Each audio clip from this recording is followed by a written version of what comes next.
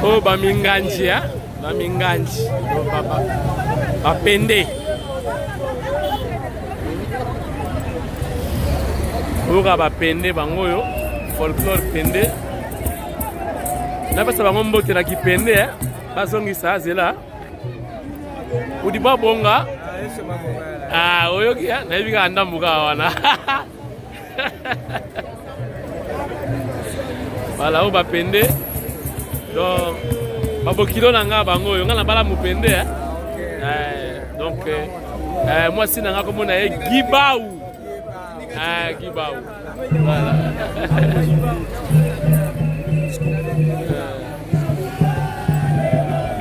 Bon. En direct. Aéroport international Yanjili. Papa Zozonga tindika peye. On a tête pour ça la moi image na yaki pour la makambo ya équipe donc ende formation bana ba wuti na kwa mutu bon baseli ya mbongo nzembo boyoka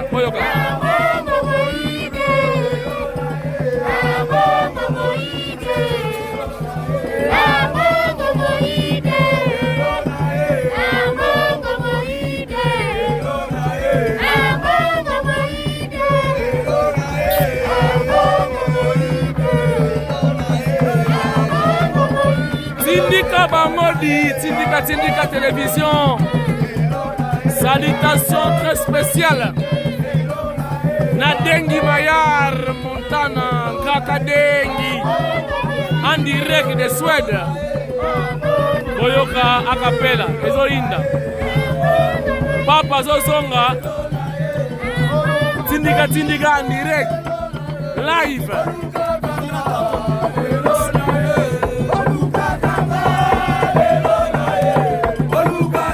Alors que ça me policière Momo Kitoko Makasi policière très jolie. Momo nae hein policière. Miss Oleva policière. Il est bota là.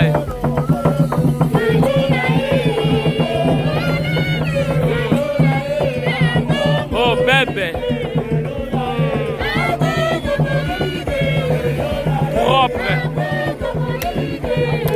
À la Saoudi.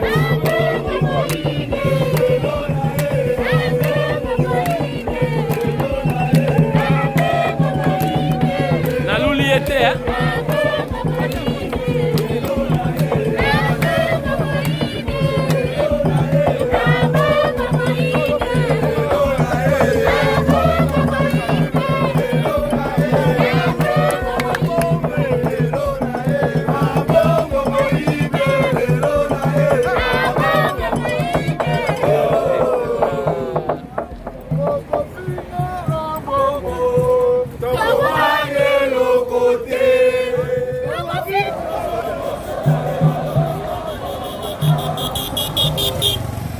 Bon, Base Ekiti.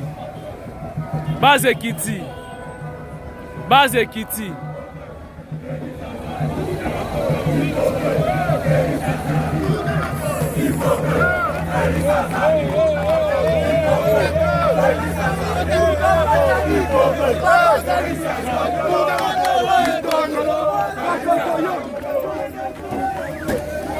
Base Ekiti.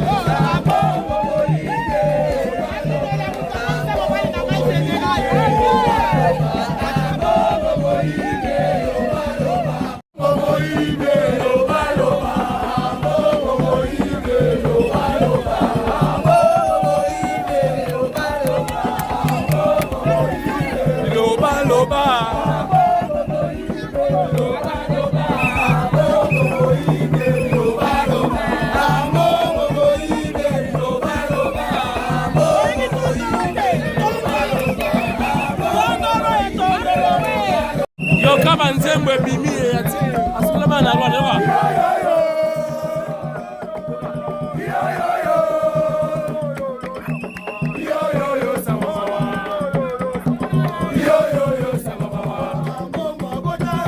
Amongo abota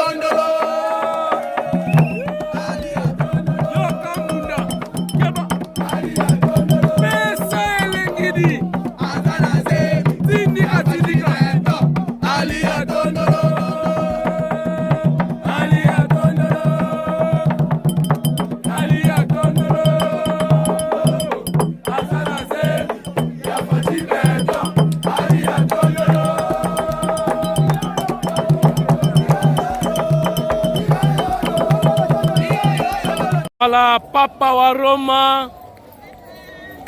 Azongi. Papa wa Roma Ewana. Donc il est au Sud-Soudan. Après 3 jours consécutifs dans RDC. Voilà maintenant Papa. Alors Azonga. Donc il est Soudan du Sud. Dans sa vidéo. Dans sa vidéo.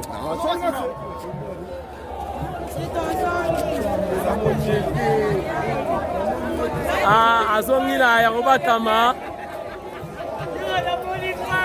Aina papa mobile, tata mobile. Papa Kei. Voilà. Papa Kei. Azongi en katimini. À mon anité.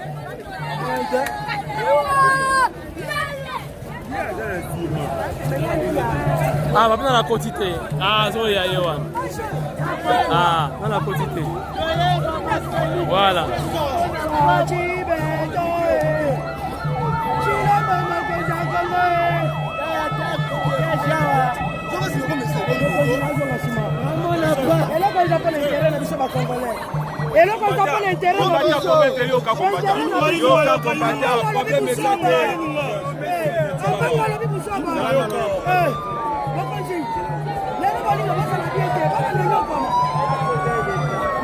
Ah, papa continue déjà.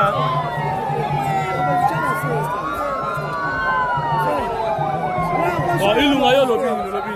Ambango lobby busoba. Lobby ezaki makambo ya jeunesse, amemi makambo politique, akanisi lokola ya danger. Ambango ayeba. Facha check la tutelle enseignement, ambango abundisi yango. Lelo ambango zo soutenir batu baboma biso, batu baboma bakalote na este. Thérèse Kapangala kufi na kati église. Ambango lobeli yango te. Mais ye, tokola kiseke biso to combattant. Merci. Facha zaka mokonzi. Anana mandana yesilité. Augustin Kabouya président. Mais bayembi na stade. Mais bazana raison yemba. Tindika Tchakal, bana raison yemba. Ce n'est que normal mandat liboso esili. Merci pour le rappel. Deuxième mandat ezobanda. Ezobanda na décembre baoyo kason. Ezobanda. OK. Et là bayembi na stade de Mathieu lobby.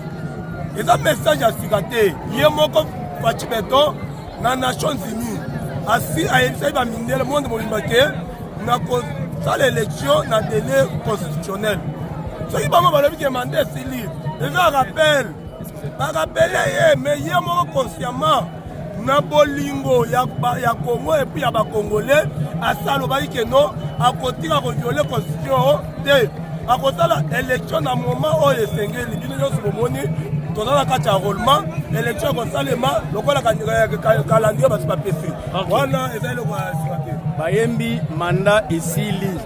Mais basili si phrase de mandat sili, de préparer l'élection. Et là, on va leader à Bango, on va bosser avec Sabango. Ils sont à UDPS.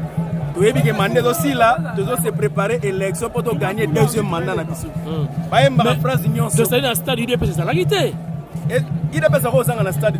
Mais comment va-t-il qui vraiment tendre? Non, c'est normal. Il faut aussi donner l'adversaire le temps de respirer. On a le droit de étouffer Bango. Si Bango mais Bazanga Kinde, si sa phrase au premier mandat et s'il doit se préparer 2023 en décembre dans la élection, Fachi Béton a les gars sous deuxième mandat. Est-ce que vous avez facile? Et ça plus que facile. Ceux qui peuvent gagner mon Kiev. À tout un rappel pour Bango Koko Samini Maramati à tricherie. Nous, l'IDPS, nous sommes bien préparés. Ceux qui ont gagné mon Kiev, c'est 92%. Oh! Ceux qui ont gagné l'élection mon Kiev, c'est 92%. Mais tu vas lobby justice, tu vas faire quoi? Tu vas dans les bandas? Car la liberté provisoire. Ils sont dans ma justice. Comment ça? En tout cas, la justice est indépendante. J'ai bien sûr mon Moussoussou. Mais la justice aussi m'a dit pardon. Pourquoi? Chef de l'État va être indépendante. Base indépendante, nous parlons élection aujourd'hui. Donc, nous sommes la liberté provisoire et tout ce qui est la justice. C'est la justice. Il faut comprendre que le chef de l'État a déclaré dès le début a pris sa mandat que la justice est indépendante, jamais la justice. Donc, les chefs de l'État et la justice. Si la population doit marcher, doit vous réclamer, va réclamer dans une instance compétente, il y a justice et non pas chef de l'État. Mais il y a des magistrats suprêmes. Oui, bien sûr. Mais ce qui est bango va deliboso ba kolba comme kota ma justice. Yango tika ngo ezala indépendante. Bango siko ba leader na bango wana. Baza tellement muki trop. Tu vois, je vais te rappeler une chose. Un parti politique, vous avez la face à UDPS. C'est comme si on allait s'élever contre un mouvement, il y a Ligue des jeunes, il y a UDPS affiliés. Donc je pas Asbel Mango UDPS. Vos deux partis politiques na bango. Ah bon? À imaginer Ligue des jeunes affiliés à combien de mouvements. C'est comme ça que le mouvement Mango égale deux partis politiques na bango. Nous allons gagner les élections, c'est même pas discuter. Si il n'y a pas un concurrent, Fatih n'a pas d'opposant en face de lui. Nous répétons chaque jour, au lieu de venir réclamer, parlons élection. L'UDPS est prêt, on s'enrôle massivement nous l'UDPS. Comme on s'enrôle, mais on va les réseaux sociaux, on va sur le terrain. Vous voyez, le lobby sur l'UDPS, c'est l'UDPS. Si vous savez, vous comparez une petite équipe préparée par... C'est malheureusement on a payé le cardinal Ambongo confond la politique et l'église. L'église catholique, il fallait Mwana ya Mongala, mwana ya Mongo, alinga répondre ndeko na ye ya Mongo. Mbote na yo. Mbote, monsieur journaliste. Yo lingo répondre à Mbongo, asali yo nini? Na ko répondre à Mbongo parce que à côté na politique. Atiki mambebis loko la signé ko ça la politique. À ça la politique, allez la té. Donc Mbongo a beti UDPS Mbata. Non, a beti UDPS Mbata te mais Mbongo a la kisi na face ya mokili mobimba ke azalaka corrompu na ba opposant o batizaka na Mbongo. Après Fezali Mbongo pe tizaka. Asali nini kasi? Nini esali bino passe na maloba na ye? Bon, eloko sali biso passe kaka ba discours bandaki na lolo pe a continuer les sous kozwa ba moyen ya kokotisa na ba jeune oyo bazalaki na kati ya stade de martyr pour que baloba oyo esenga koloba nde eloko oyo esengi ke to répondre Mbongo ke eloko na koti na politique bon asala politique toboyalela ke bakomi kosimba mosala nzambe bongo sala peperde asalaki bokende bokeluka bamaser banini bongo osala ini bon biso tolobi tokoluka bamaser te parce que UDPS eza parti ya non violence tokoluka pasteur te mais tokobundana nde bitumba ya politique lokola alobaki biso mpe tokorépondre tokolala te boza na retard boza na main de te na UDPS toza na main de te main azalaki nde si borépondre kaka le même jour mais botikeli ye temps toza na main de te mais bamain de baza nde ebele na kati ya UDPS bamende baza ebele ya liboso na soki ngai moko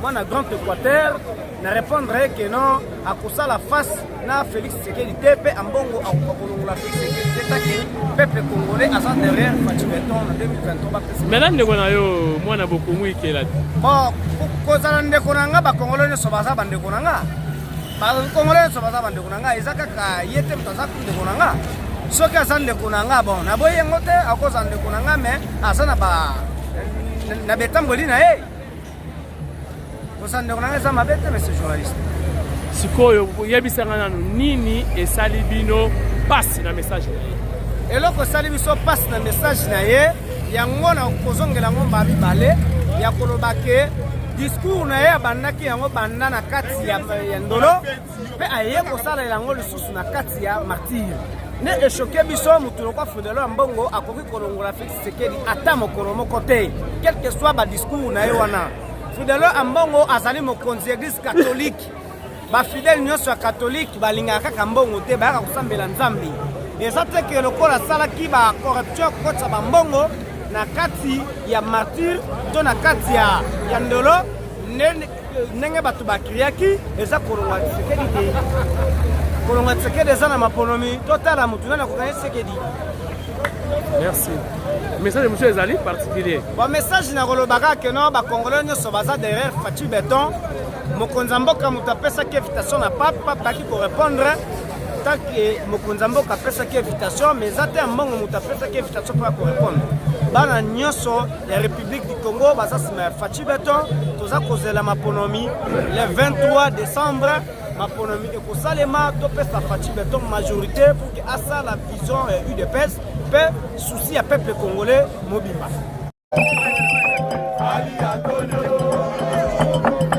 Ali Atondolo Ambongo Azanaze ya Fachi Beton Ali Atondolo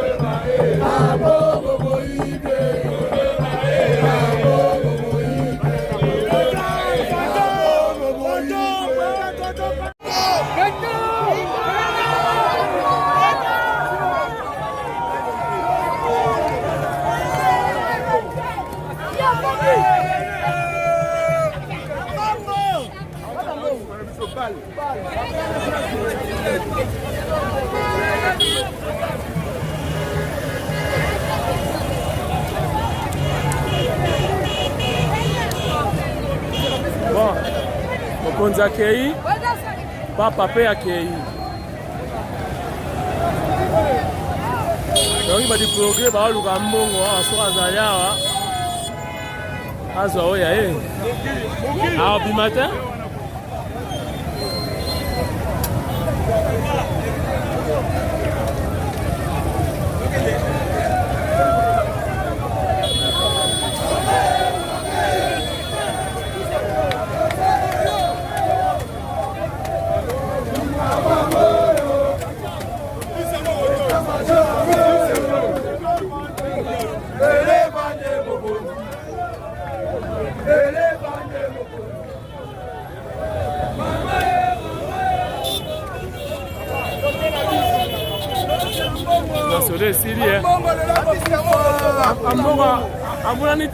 Ambongo komona na te loba azwi bajene bango bamafie bafinga Fachi lelo bakongola solo biso yeyo papa mpe moko asentir ke koya na ye azie na esengo kozonga na ye esengo population ya mbongo agangaki yo balingi Fachi te biso yo nde bana Fachi ya 100%. Fachi Beton nde mokonzi de manda